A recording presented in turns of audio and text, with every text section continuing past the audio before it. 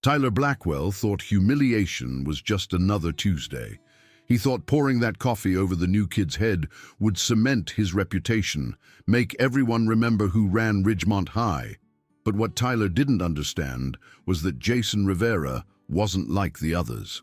Jason had spent years mastering Taekwondo, learning that true power lies not in aggression but in control, that the loudest person in the room is rarely the strongest. When Tyler pushed too far, when he tried to destroy someone who couldn't be broken, everything he'd built over 3 years would collapse in front of the entire school. This is the story of how silence defeated rage, how truth conquered lies, and how one terrified student found the courage to stand up when it mattered most. The autumn morning settled heavy over Ridgemont High, a sprawling brick building that had witnessed decades of teenage drama. The yellow school bus groaned to a stop, its doors hissing open to release a flood of students onto the cracked pavement. Among them stepped Jason Rivera, 18 years old, with dark eyes that seemed to absorb everything while revealing nothing.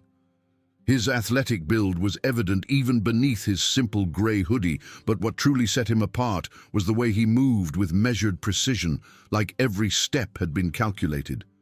Nobody at Ridgemont knew Jason's history. They didn't know about the countless hours in the dojo, the tournaments where he'd faced opponents twice his size, the discipline hammered into him by masters who taught that martial arts existed not for violence, but for peace. To the students streaming past him, Jason was just another transfer, another face that would either fade into the background or become fodder for the school's established hierarchy. That hierarchy had one name at its peak: Tyler Blackwell. The second-floor corridor buzzed with pre-class energy. Tyler leaned against a row of lockers, surrounded by his usual entourage, all designer clothes and practiced sneers. He was mid-conversation when Jason appeared at the far end of the hallway, moving with that same deliberate calm. Tyler's eyes locked onto the new arrival immediately. Something about Jason's composure irritated him, like a splinter working its way under skin.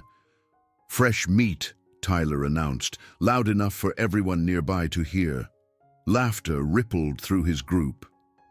Jason's gaze swept the corridor methodically, taking in the faded motivational posters, the dented lockers, the clusters of students who instinctively parted as Tyler pushed off the wall.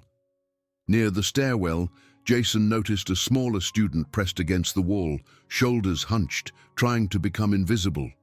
Ethan Brooks, a sophomore with sandy hair and pale skin, had perfected the art of not being seen. But Jason saw him, saw the fear in his eyes, the way his hands trembled around his textbooks.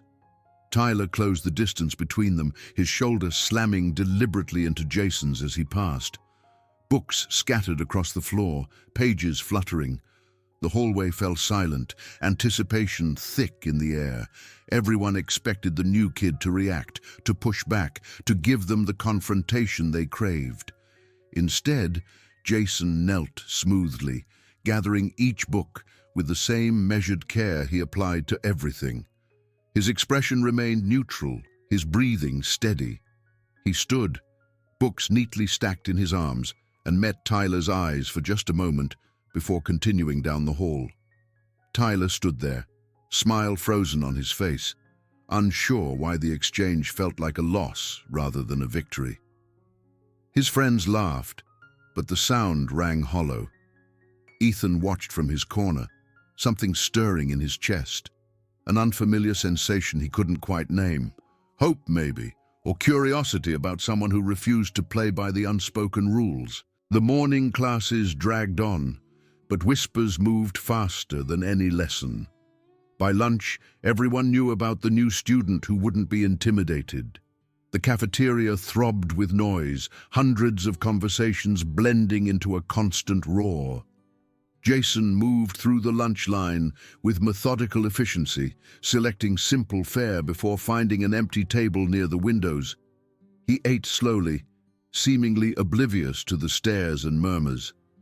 Tyler sat at the center table with his crew, the unofficial throne from which he surveyed his domain. But today, his usual swagger felt forced. Every time he glanced toward Jason's corner, he saw that infuriating calm, that refusal to acknowledge Tyler's existence as anything worth noting. The disrespect gnawed at him. "Watch this," Tyler muttered, grabbing a cup of lukewarm coffee from the table. His friend's eyes lit up with anticipation as Tyler approached Jason's table. The cafeteria noise began to fade, students sensing drama. Phones emerged from pockets, lenses already recording. Tyler stood over Jason, who continued eating without looking up. "Welcome to Ridgemont," Tyler said, his voice dripping with mock hospitality. Then he tilted the cup. Coffee cascaded down, soaking Jason's hair, running down his face, staining his shirt. The cafeteria erupted, laughter and shouts echoing off the walls. Tyler spread his arms wide, playing to his audience, savoring what should have been his moment of absolute dominance. But Jason simply wiped his face with his napkin, stood slowly, and looked directly at Tyler. No anger twisted his features. No embarrassment colored his cheeks. His voice, when he spoke, was quiet, but somehow carried across the entire cafeteria. "Finished?" That single word shattered the moment. The laughter died in confused gasps. Tyler's triumphant expression crumbled. Students exchanged bewildered glances. Nobody had ever responded to Tyler's cruelty with such complete indifference. Jason sat back down, picked up his fork, and resumed eating as if Tyler had ceased to exist. Tyler retreated to his table, his friend's laughter now forced and uncomfortable. Ethan, watching from several tables away, felt his heart pounding.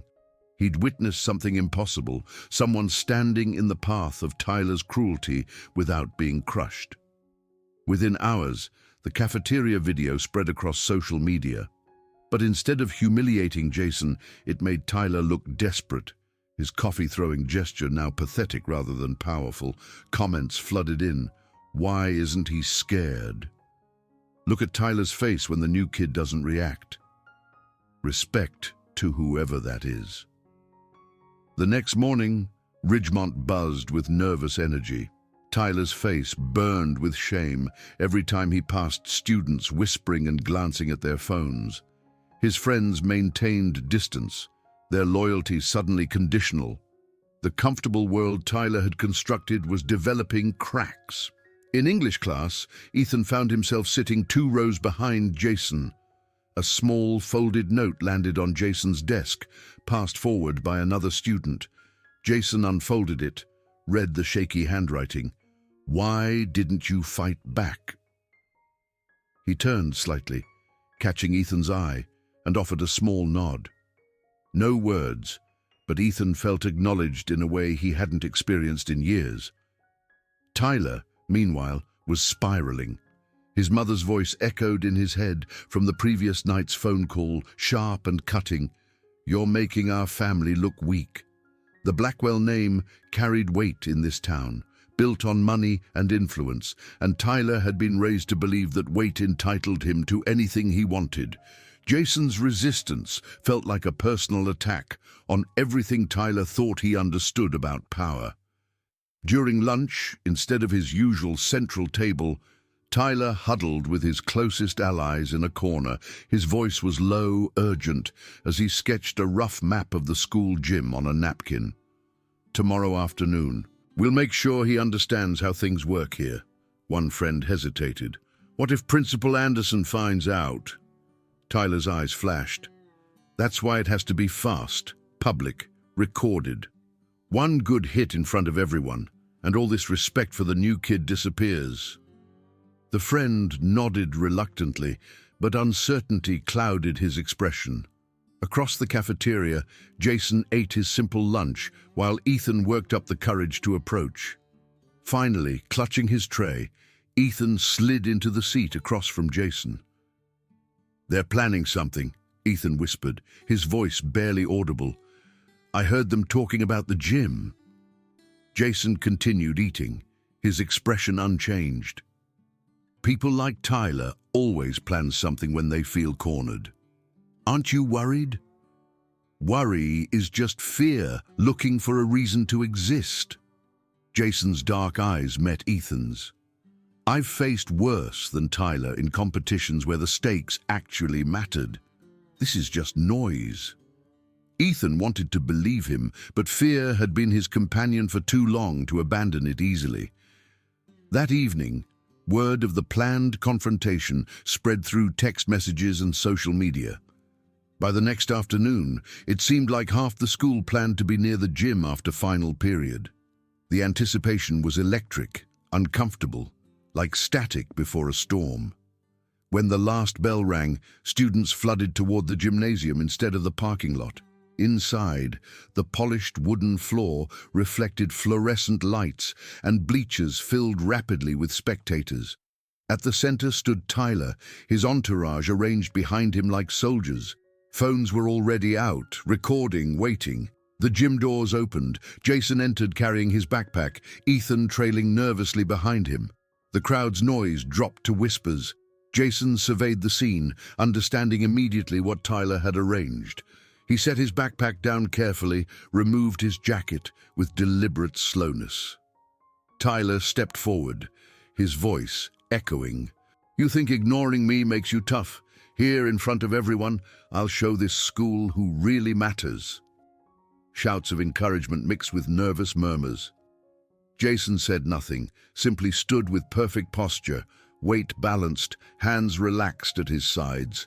His calmness was more unsettling than any aggressive stance. Tyler charged forward with a wild swing, but Jason simply shifted his weight, angling his body so Tyler's fist passed harmlessly through empty air. The crowd gasped. Tyler spun, throwing another punch, this one aimed at Jason's ribs. Jason's forearm came up in a precise block, deflecting the force without apparent effort. "Come on!" Tyler screamed, frustration cracking his voice. He rushed forward again, this time trying to tackle Jason to the ground. Jason's hands moved in a blur, redirecting Tyler's momentum, using the attacker's own force against him. Tyler stumbled forward, barely catching himself before falling. Ethan watched in awe from the sidelines. Every move Jason made was minimal, efficient, never excessive. He wasn't fighting Tyler so much as he was demonstrating how little effort it took to neutralize him. It was beautiful and terrifying at once. Tyler, breathing hard now, face flushed with exertion and humiliation, made one desperate lunge. Jason caught his wrist mid-strike, twisted with surgical precision, and guided Tyler down to the gymnasium floor. The impact echoed. Tyler lay, sprawled, chest heaving, staring up in shock. "Get up," Jason said quietly. "You started this. Finish it." But Tyler stayed down, the fight drained from him. Around them, phones continued recording, capturing not a violent brawl, but a masterclass in restraint. Students began murmuring, the narrative shifting before their eyes. This wasn't about who could hit harder, it was about who maintained control. Principal Anderson burst through the gym doors, his commanding presence silencing the crowd. His eyes swept the scene, taking in Tyler on the floor, Jason standing calmly, the hundreds of students who had turned this into a spectacle. "Everyone out, now!" His voice left no room for argument. The gym emptied quickly, students streaming past, their phones still buzzing with uploads and shares. Tyler pulled himself up slowly, humiliation written across his face. Jason picked up his backpack without a word, Ethan beside him, both walking out under Principal Anderson's stern gaze. That evening, the video exploded online. Within hours, it had thousands of views, shared across multiple platforms. But unlike the cafeteria video, this one showed something different. It showed Tyler's aggression, his repeated attacks, and Jason's measured responses. Comments flooded in, universally supporting Jason. He never even threw a punch. Perfect self-defense. That's what real strength looks like. Tyler sat in his bedroom, watching the video loop on his computer screen, each viewing another knife in his pride. His mother's voice drifted up from downstairs, sharp and angry, as she spoke on the phone with Principal Anderson. Everything was falling apart. In the Blackwell household, Tyler's mother paced the expensive living room, wine glass in hand, her mind already calculating. If her son couldn't win with strength, she'd help him win another way. Reputation, after all, could be destroyed as easily as it was built. The next morning, a new video appeared on social media from an anonymous account. The shaky footage showed a group of students cowering, voices shouting, "Jason, stop! You're hurting us!" The angle was deliberately obscured, but the audio was clear. The caption read, "The truth about Rivera, new bully on campus."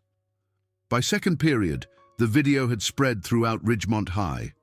Whispers followed Jason through the hallways, different whispers than before. These carried suspicion, doubt. Some students who had cheered him yesterday now kept their distance. Ethan saw the video in history class, his blood running cold. He knew immediately it was fake, that Tyler had staged it. But proving that would require courage Ethan wasn't sure he possessed. During lunch, Jason sat alone at his usual table. The supportive atmosphere from yesterday had evaporated, replaced by uncertain stares. Tyler watched from across the cafeteria, a smile returning to his face. The plan was working. Ethan approached Jason's table, trembling slightly. "That video is fake." "I know," Jason replied calmly, "but people are believing it. We have to do something." Jason studied Ethan's face, seeing the fear warring with determination. Truth has a way of revealing itself, but it requires patience, and sometimes allies willing to look closer. Those words lodged in Ethan's chest. That night, he sat at his computer, downloading the fake video frame by frame. His eyes burned as he scrutinized every second, looking for the flaw he knew must exist, and finally he found it in the background. Visible for just a few frames was the debate club's championship banner. That banner only hung in the East Wing common area, a place Jason had never been. Ethan's hands shook as he took screenshots, comparing timestamps from school surveillance footage he accessed through the Student Media Club account. The fake video was filmed on Tuesday afternoon, but Jason had been in chemistry lab that entire period, witnessed by 30 students and a teacher. The next morning, Ethan arrived at school early, a USB drive clutched in his pocket containing his evidence. But first, he needed to make the truth public before Principal Anderson's official investigation buried it in bureaucracy. At lunch, as the cafeteria filled with its usual chaos, Ethan stood on a chair at the center of the room. His voice cracked as he shouted, "Everyone, please listen." The noise died down. Hundreds of eyes turned toward him. Ethan had never sought attention in his life, had spent years trying to be invisible. Now he was the center of attention, and terror threatened to overwhelm him. "That video of Jason hurting people, it's fake. I can prove it." Tyler shot to his feet. "Sit down, Brooks. Nobody wants to hear from you." But Ethan didn't sit. He pulled out his laptop, hands shaking so badly he nearly dropped it. "Look at this frame." He projected the image onto the cafeteria's display screen, pointing to the debate banner. This banner only exists in the East Wing, but Tuesday afternoon, when this was supposedly filmed, Jason was in chemistry. I have attendance records, timestamps, everything. Murmurs rippled through the cafeteria, growing louder. Students pulled out their phones, comparing Ethan's evidence to the fake video. The pieces fit together too perfectly to ignore. Tyler's face drained of color. "That doesn't prove anything. Maybe the video was from a different day." "Then explain this," Ethan continued, his voice growing stronger. He displayed the chemistry lab sign-in sheet, Jason's signature clear beside Tuesday's date and time. 32 people saw him there. You can't fake that many witnesses. The cafeteria erupted in conversation. Tyler tried to speak, but his words were drowned out. Several students stood, pointing accusingly at Tyler. "You faked it! You tried to frame him!" Principal Anderson appeared in the doorway, drawn by the commotion. He took in the scene. Ethan standing with his laptop, the evidence displayed on the screen, Tyler's panicked expression, and Jason sitting quietly at his table, unmoved by the chaos. "My office, all three of you, now." The disciplinary hearing took place the following Monday in the school's main auditorium. The board consisted of Principal Anderson, 2 teachers, and a parent representative. Students packed the gallery, the tension palpable. Tyler sat on one side with his mother, who wore an expensive suit and an expression of cold fury. On the other side sat Jason, with Ethan beside him, still nervous but holding his ground. Principal Anderson laid out the evidence systematically. The cafeteria confrontation, the gymnasium fight, the fake video, and Ethan's proof of fabrication. Each piece built an undeniable narrative. Mrs. Blackwell interrupted repeatedly, her voice sharp. "My family has supported this school for generations. Are you really going to believe some transfer student over my son?" Principal Anderson's response was measured but firm. "Mrs. Blackwell, this isn't about families or donations. It's about facts. Your son initiated physical confrontation, then attempted to falsely incriminate another student. The evidence is overwhelming." Tyler sat with his head bowed, the weight of truth crushing his defenses. When asked if he had anything to say, he remained silent. The board's decision was unanimous. Tyler Blackwell was suspended for 1 month, required to attend counseling, and would face additional consequences if any similar behavior occurred. His family was asked to issue a public apology for the fake video. As the hearing concluded, students in the gallery erupted in applause. Some chanted Jason's name, others Ethan's. The 2 of them walked out together, neither celebrating, both simply relieved that truth had prevailed. In the following days, Ridgemont High slowly returned to normal. But it was a different kind of normal. Students who had once cowered in hallways walked with straighter spines. Ethan found himself surrounded by friends, people who admired his courage. Jason remained mostly solitary, but now by choice rather than isolation. Tyler returned after his suspension, quieter, diminished. The power he'd wielded had evaporated. Some students mocked him, others simply ignored him. He'd become what he'd feared most, irrelevant. One afternoon, as Jason practiced forms in the empty gymnasium, Ethan appeared in the doorway. He watched silently as Jason moved through his routine, each kick and strike flowing with practiced precision. "You knew the whole time it would work out, didn't you?" Ethan asked. Jason paused, turning to face him. "I knew truth is stronger than lies, and I knew you were braver than you believed." Ethan smiled, the expression still unfamiliar but growing easier. "Thank you for not fighting back that first day in the hallway. If you had, I never would have seen what real strength looks like." Jason nodded once, then returned to his forms. Ethan stayed a while longer, watching, learning, understanding that power wasn't about dominating others, but mastering yourself. As the sun set over Ridgemont High, casting long shadows across the parking lot, the school stood different than it had been weeks before. Justice had won, not through violence but through patience, evidence, and the courage of someone who'd found his voice. And in that transformation, every student learned that bullies only have power when good people stay silent.